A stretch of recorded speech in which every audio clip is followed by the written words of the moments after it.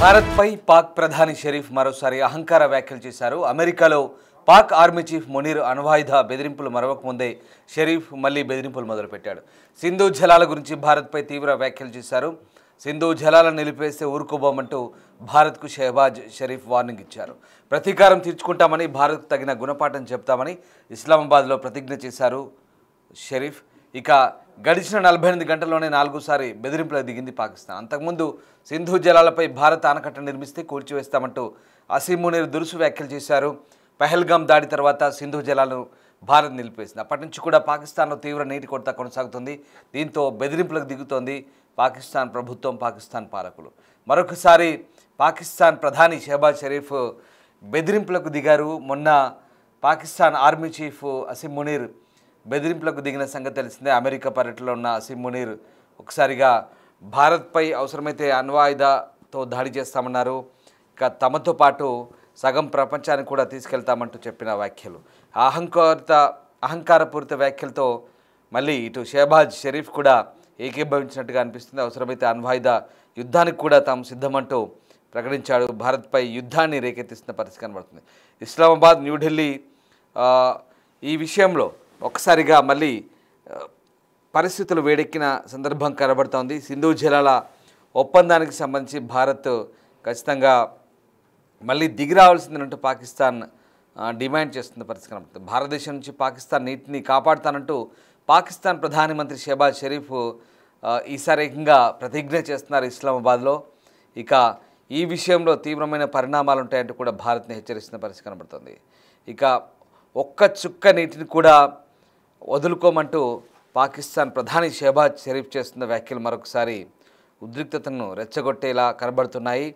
పహల్గామ్ ఉగ్రదాడి జరిగిన తర్వాత భారతదేశం పాకిస్తాన్పై వరుస చర్యలు తీసుకుంది. 1960 నాటి సింధు జలాల ఒప్పందాన్ని రద్దు చేసుకుంది. అలాగే అక్కడి పౌరులకు వీసాలు కూడా రద్దు చేసిన పరిస్థితి కనబడుతోంది. ఇక దీంతో ఒకసారిగా పాకిస్తాన్ సీమాంతర ఉగ్రవాదన ఆపేసే వరకు కూడా సింధు జలాల ఒప్పందం నిలుపుదలలో ఉంటుందంటూ భారతదేశం ప్రకటించింది. అయితే నీటిని ఆపడానికి ఏదైనా జోక్యం చేసుకుంటే యుద్ధ చర్యగా పరిగణించబడుతుందంటూ పాకిస్తాన్ పదే పదే హెచ్చరిస్తోంది. ఇక పాకిస్తాన్లో ఒక్క చుక్కను కూడా లాక్కోలేరని గుర్తించుకోండి అంటూ ఇస్లామాబాద్లో జరిగిన ఓ కార్యక్రమంలో ప్రధానమంత్రి షరీఫ్ భారత్ని హెచ్చరించారు. మా నీటిని నిలుపుకుంటామని మీరు బెదిరిస్తే తీవ్ర పరిణామాలు ఉంటాయంటూ ఆయన భారతదేశాన్ని హెచ్చరించారు. భారతదేశం అలాంటి చర్యకు ప్రయత్నిస్తే మీకు మళ్ళీ గుణపాఠం నేర్పుతారు, మీరు మీ చెవుల్ని పట్టుకొని ఉండాల్సి వస్తుందంటూ ఆయన హెచ్చరించిన పరిస్థితి కనబడుతుంది. ఒక్కరోజు ముందు మాజీ విదేశాంగ మంత్రి Bilawal Bhutto Zardari Indus water treaty సస్పెన్షన్ను సింధు లోయలో నాగరికతపై దాడిగా అభివర్ణించిన విషయం మనకు తెలిసింది. దాని తర్వాత వరుసగా పాకిస్తాన్ పాలకులు ఇలాంటి స్టేట్మెంట్ ఇస్తున్నారు.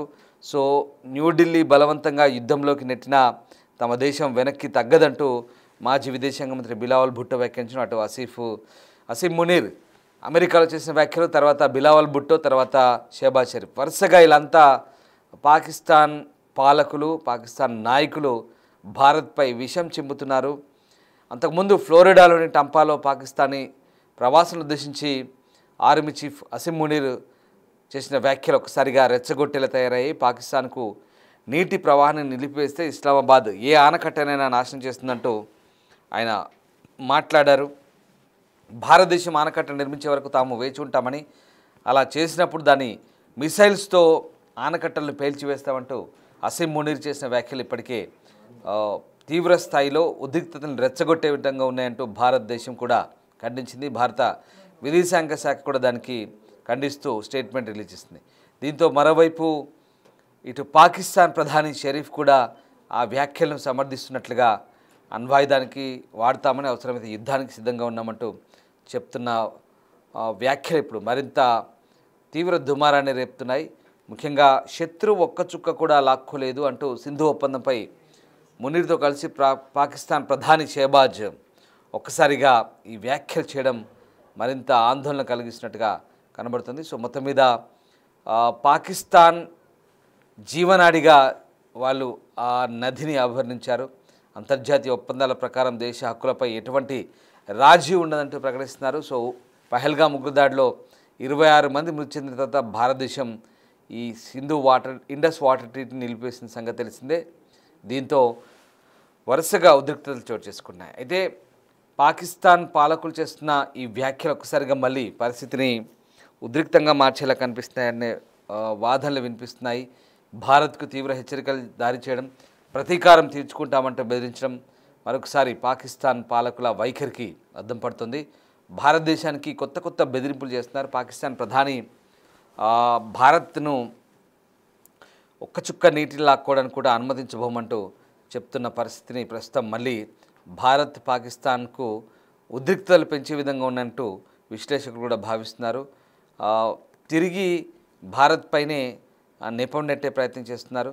సో ఆ రకంగా భారతదేశంపై పాకిస్తాన్ పాలకులు, పాకిస్తాన్ మిలిటరీ పాలకులు కావచ్చు, వీళ్ళంతా కూడా వరుస హెచ్చరికలు జారీ చేసిన నేపథ్యంలో మరొకసారి ఈ అంశం ఉద్రిక్తతలకు దారితీసే అంశంగానే కనబడుతుంది. Pakistan army chief field marshal Asim Munir, అలాగే ఆ దేశ విదేశాంగ మంత్రి బిలావల్ భుట్టో, తర్వాత ఇప్పుడు మళ్ళీ దేశ ప్రధాని షెహబాజ్ షరీఫ్ చేసిన ఈ వ్యాఖ్యలన్నీ కూడా ఒకసారిగా పాకిస్తాన్లో భారత వ్యతిరేక వైఖరి మనకు చాలా క్లియర్గా కొట్టేసినట్టుగా కనబడుతుంది. సో మొత్తం మీద పాకిస్తాన్ పాలకులు మళ్ళీ భారత్ను రెచ్చగొట్టడం చూస్తుంటే ఉద్రిక్తతలు మళ్ళీ తలెత్తలా ఉన్నాయనే అనుమానాలు కూడా వ్యక్తమవుతున్నాయి. అయినప్పటికీ కూడా భారత ప్రభుత్వం చాలా ఓపిక్గా నిశ్చితంగా వారి వ్యాఖ్యలను గమనిస్తోంది.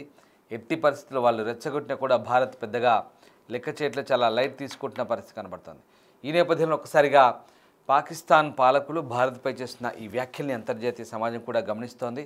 ముఖ్యంగా ఇండస్ వాటర్ ట్రీటీ విషయంలో పాకిస్తాన్ పాలకులు చేస్తున్న ఈ రెచ్చగొట్టే వ్యాఖ్యలపై అయితే భారత విదేశాంగ శాఖ ఎప్పటికప్పుడు గమనిస్తుంది.